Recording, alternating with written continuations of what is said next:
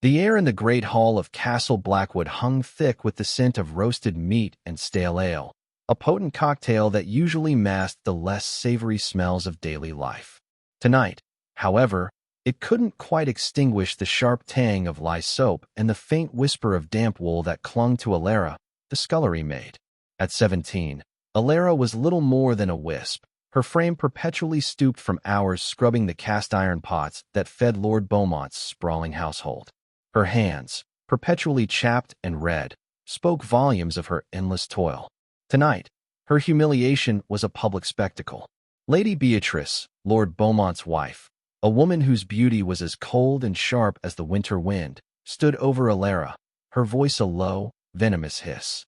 "Clumsy wretch," Lady Beatrice sneered, pointing a perfectly manicured finger at the goblet Alara had just dropped, which now lay shattered on the stone floor, its contents, a costly spiced wine, spreading like a dark stain.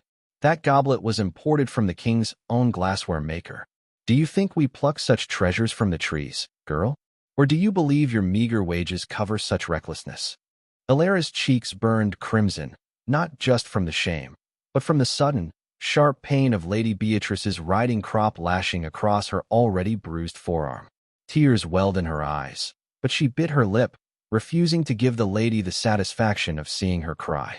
Around them, the other servants averted their gazes, whispers of pity and fear barely audible above the general din. Lord Beaumont, a man known more for his gruff demeanor and meticulous accounts than for any warmth, sat at the high table, seemingly oblivious, engrossed in conversation with a visiting knight.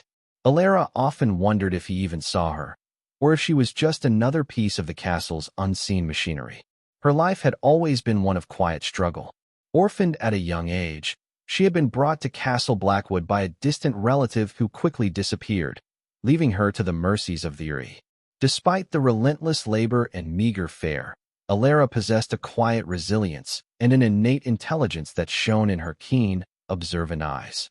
She dreamt of a life beyond the soot-stained kitchens, of books and stories she only heard whispered by the scribes in the Lord's private library. As Lady Beatrice continued her tirade, her words growing sharper with each breath, a small, intricate locket, usually hidden beneath Alara's threadbare tunic, slipped free. It was her only keepsake from her mother, a simple silver oval with an unfamiliar, almost faded crest etched upon it. Lady Beatrice's gaze snagged on it, her eyes narrowing. "What trinket is that, girl? Another stolen bauble?" she demanded, snatching it from Alara's grasp. "Everything in this castle belongs to us, including your miserable possessions." Alara's heart hammered against her ribs. That locket was the only thing she had left of her past, a whisper of a life she couldn't remember. But Lady Beatrice, with a triumphant smirk, crushed it under her heel, the delicate silver yielding with a sickening crunch. The small sound echoed in Alara's ears, louder than any of Lady Beatrice's cruel words, a final, definitive shatter of her last shred of hope. For the first time, in a long time, the quiet resilience that usually shielded her wavered, and a single, silent tear traced a path down her grimy cheek. The next morning, an unusual silence hung over the scullery. Alara, her arm throbbing and her spirit bruised, moved through her chores like a ghost, the shattered locket a constant ache in her chest. Yet, amidst her despair, a strange directive arrived. Lord Beaumont required her, specifically, to assist the castle's elderly archivist, Master Alaric, in organizing the neglected family records. It was an odd request. The archivist's chamber was usually the domain of scribes and scholars, not scullery maids. Alara suspected Lady Beatrice was behind it, a new form of elaborate punishment. Master Alaric, a wizened man with spectacles perched precariously on his nose, seemed startled by her arrival. He blinked at her through thick lenses, his eyes, though clouded with age, holding a surprising keenness. "Ah, the new assistant," he mumbled, gesturing vaguely at towering stacks of dusty parchments. "We must find the records of the Beaumont land grants from Lord Gareth's time. A tedious task, I assure you." For weeks, Alara toiled in the quiet, dust-filled chamber. To her surprise, Master Alaric was not the tyrant she expected. He spoke little, but his silence was benevolent, and he seemed to appreciate her meticulous nature. While sorting through an ancient chest filled with forgotten documents, Alara stumbled upon a bundle of old letters, tied with a faded velvet ribbon. They felt different, somehow, from the official records. Curiosity, a rare luxury in her life, pricked at her. As she carefully untied the ribbon, a small, dried flower fell out, brittle with age. Tucked within the letters was a miniature portrait, exquisitely painted, of a young woman with a kind smile and eyes that held a striking resemblance to Alara's own. Her heart gave a sudden, painful lurch. Suddenly, Master Alaric cleared his throat. "Ah, those," he said, his voice softer than usual. "Those are personal letters from Lord Beaumont's younger brother, Sir Callan. He vanished many years ago. A tragic tale." Alara listened, her eyes fixed on the portrait. Master Alaric recounted how Sir Callan, a kind and honorable knight, had fallen deeply in love with a woman of humble birth, much to his family's disapproval, especially Lord Beaumont's father. They had planned to elope, but Sir Callan never arrived for their rendezvous, disappearing without a trace. The woman, heartbroken and with no means of support, eventually left the region, her fate unknown. A chill snaked up Alara's spine. The date on the letters, the description of the woman, and most strikingly, the crest faintly visible on the back of the miniature portrait.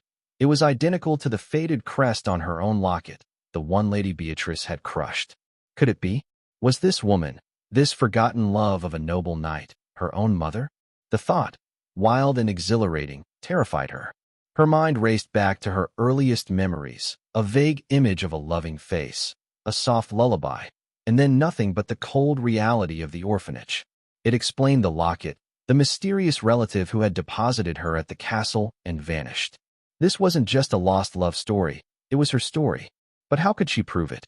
And what would it mean for her, a lowly scullery maid, to be linked to a noble family, especially one that had so cruelly discarded her mother? The secret, she realized, was not just about Sir Callan, but about her own identity, a truth that could either elevate her or expose her to even greater peril. Alara's heart pounded as she held the miniature portrait, the truth of her lineage of fragile, terrifying hope. She knew she had to speak to Lord Beaumont, but fear gnawed at her. How could a scullery maid, humiliated daily, present such a claim? Fate, however, intervened. A severe fever swept through the castle, and Lord Beaumont himself fell gravely ill. His personal steward, a man named Master Thorn who held a long-standing grudge against anyone connected to the Beaumont lineage he deemed unworthy, took advantage of the lord's weakness. Thorn, a distant cousin with a cruel streak, began to systematically dismantle Lord Beaumont's household, dismissing loyal servants and hoarding resources, all while subtly attempting to sway the critically ill lord into naming him as his heir. Thorn saw Alara, still laboring in the archivist's chambers, as a potential threat, sensing an unknown significance in her presence. He ordered her confined to the scullery, her access to Master Alaric and the documents cut off. Desperate, Alara knew she had to act. One moonless night, fueled by a courage she didn't know she possessed, she crept into Lord Beaumont's bedchamber. He lay pale and gaunt, his breath shallow. Master Alaric, who had risked his own safety to bring her a crucial clue, a small, worn leather-bound journal he'd hidden from Thorn, waited nervously by the door. "This belonged to Sir Callan," he whispered, his voice trembling. "It speaks of a secret compartment in the Lord's study, and the proof you need." With trembling hands, Alara found the hidden compartment, revealing a small wooden box. Inside lay not just a birth certificate, bearing her mother's name and Sir Callan's, but also a distinctive silver signet ring, the same intricate crest from her locket clearly etched upon it. It was Sir Callan's, a ring thought lost for decades. Her lineage was undeniable. Just as she closed the box, the door creaked open. Master Thorn stood there, his eyes glinting with malice. "So, the little maid plays at nobility, does she?" he sneered, lunging for the box. A struggle ensued, Alara's small frame surprisingly strong in her desperation. The commotion, though muted, stirred Lord Beaumont from his fevered sleep. He awoke to the sight of Thorn grappling with Alara, the silver ring glinting in her hand. His eyes, though weak, focused on the ring, then on Alara's face, a flicker of recognition, then astonishment. Kaelin's ring. And your eyes, he rasped, his voice barely a whisper. You are his child. The revelation hung in the air, shattering Thorne's smug facade. Lord Beaumont, fueled by a surge of paternal rage and a profound sense of justice, summoned the castle guard. Thorne was swiftly apprehended, his treachery exposed. In the days that followed, Lord Beaumont made a remarkable recovery, his spirit rekindled by the rediscovery of his brother's lost child. He spent hours listening to Master Alaric and Alara, piecing together the fragments of the past. He learned of Lady Beatrice's cruelty, her disdain for anyone not of high birth, and how she had conspired to ensure Alara remained a lowly servant, suppressing any whispers of her true parentage. Lady Beatrice was banished from the castle, her influence replaced by a newfound warmth. Alara was formally recognized as Lady Alara, daughter of Sir Kaelin Beaumont. The castle, once a place of toil and humiliation, transformed into a home. She chose to reside in the smaller, sunnier chambers that had once belonged to her mother, surrounded by books and the quiet hum of a thriving household. 5 harvests later, Castle Blackwood flourished under Lady Alara's compassionate guidance. No longer a place of rigid hierarchy, it was known throughout the kingdom as a beacon of justice and kindness. Lord Beaumont, though still gruff, had become a doting, paternal figure, his hardened heart softened by Alara's unwavering love and quiet strength. He often sat in the great hall, observing her as she moved among the servants, treating them with a respect and generosity they had never known. The scullery, once a place of torment, was now a bustling, well-lit space where the maids sang as they worked, their laughter echoing through the stone corridors.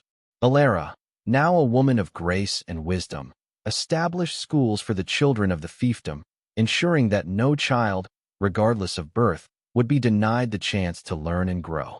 She personally oversaw the welfare of her people, her keen intelligence and empathy ensuring that justice prevailed in all matters.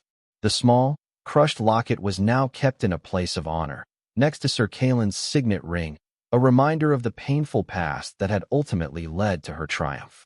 She often thought of her mother, finding solace in the idea that their story, once one of heartbreak and secrecy, had become a testament to enduring love, serendipitous connections, and the profound impact of kindness. The kingdom itself marveled at the transformation of Lord Beaumont and his fief, all due to the scullery maid who uncovered a secret that changed everything. If you liked it, subscribe to the channel and enjoy these other amazing stories.